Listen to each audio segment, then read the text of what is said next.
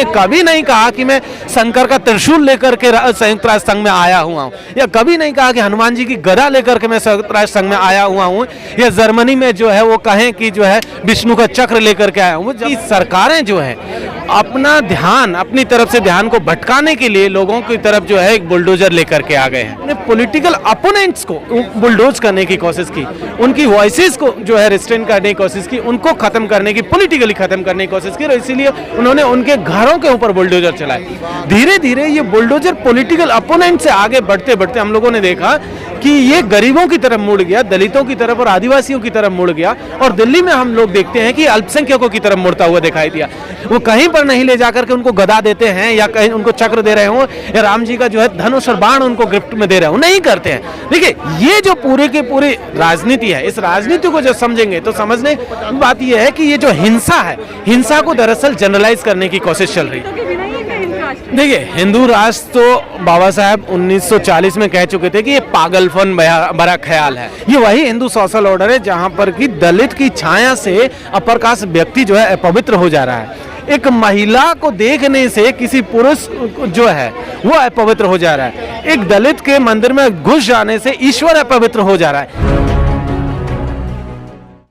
देखिए अगर देश के माहौल की हम लोग बात करें तो इस देश में गरीबी अपने चरम पर है, और इस देश में गरीबों की संख्या बढ़ती जा रही है। महंगाई अपने चरम पर है। सिलेंडर 1000 रुपये का पहुंच चुका है, पेट्रोल प्राइस 100 क्रॉस कर चुकी है।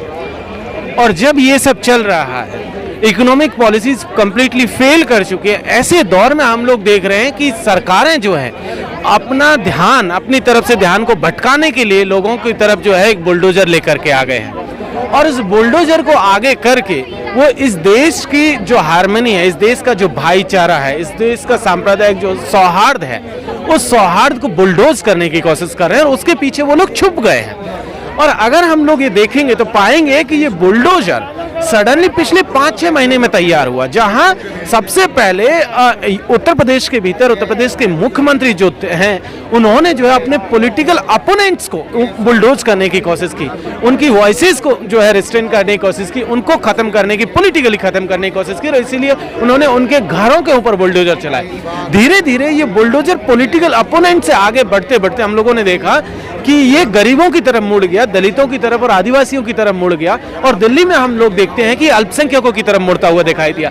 जब सडनली रामनवमी के दिन पूरे देश में जब आरएसएस और बीजेपी के लोगों ने दंगे भड़काने की कोशिश की, त्योहार को जो है एक हथियार के बतौर इस्तेमाल करके इस देश में अल्पसंख्यकों के खिलाफ माहौल बनाने की कोशिश की, उनके सैक्रेड प्लेस पे, कभी मस्जिदों पे जाकर के, कभी दरगाहों पे जाकर के, कभी जो है भगवा लहराया गया या उनके सामने जाकर के नारे लगाए गए, कहा गया कि टोपी वाला सर झुका के जय श्री राम बोला गया। इस तरीके के नारे लगा करके उन्होंने उन्हें डराने की कोशिश की, और जब इसका विरोध शुरू हुआ तो हमने देखा कि जहांगीरपुरी में बुलडोजर चलाना शुरू हुआ। आप देखेंगे कि प्रतिक्रिया पर तो बात होती है, लेकिन जो इंस्टिगेट किया गया उस पर बात नहीं, जो आपने जाके उनको उकसाया उस पर कोई बात नहीं होती मीडिया कवरेज में, दरअसल बट प्रतिक्रिया पे तो बात। जी बिल्कुल, देखिए इसीलिए हम ये कह रहे हैं कि क्रिया क्या हो रही है। क्रिया ये हो रही है कि रामनवमी, इस देश, ये एक त्योहार धर्मी देश था, होना ये चाहिए था कि हम सब लोग त्योहारों को बड़े अच्छे से सेलिब्रेट करते रहे, लेकिन इसको हथियार में तब्दील किया गया।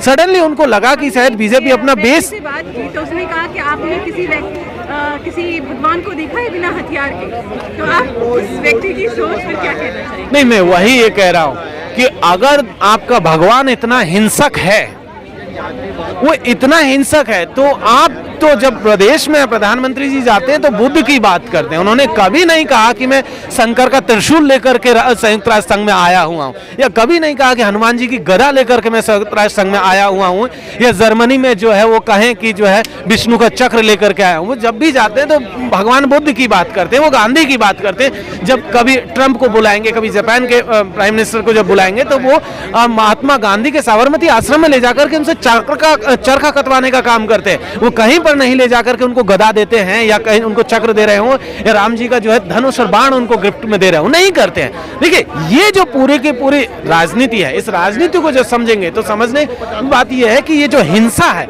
हिंसा को दरअसल जनरलाइज करने की कोशिश चल रही है। ये इसको इतना नॉर्मलाइज करने की कोशिश हो रही है कि हम अगर आपके खिलाफ कोई हिंसा करें, आपके किसी साथी के खिलाफ हिंसा करें तो आप चुप रहिए। आप एक चीज ये समझिए कि जब मुसलमानों के खिलाफ हिंसा होती है तो वो दूसरे लोगों को कहते हैं कि नहीं नहीं ये तो जो है मसला धर्म का मसला है, दलितों को अपने साथ लेने की कोशिश करते हैं। जब दलितों के खिलाफ हिंसा होती है तब दूसरे लोगों को शांत करने की कोशिश करते हैं। और इसके दूसरा मुद्दा आया है सोशल मीडिया पे, मुजफ्फरनगर के खुर्द गांव में एक मुनादी की जाती है कि दलित समाज का कोई भी व्यक्ति उनके समाधि स्थल या खेत के पास आएगा तो उसे 5,000 जुर्माना लिया जाएगा और 50 जूते मारे जाएंगे। तो इस मुद्दे को आप किस तरह से देखते हैं? देखिए, इसमें हिंदू राष्ट्र में कॉन्ट्राडिक्शन नहीं है, दलितों के बिना ही हिंदू राष्ट्र। देखिए, हिंदू राष्ट्र तो बाबा साहब 1940 में कह चुके थे कि ये पागलपन भरा ख्याल है।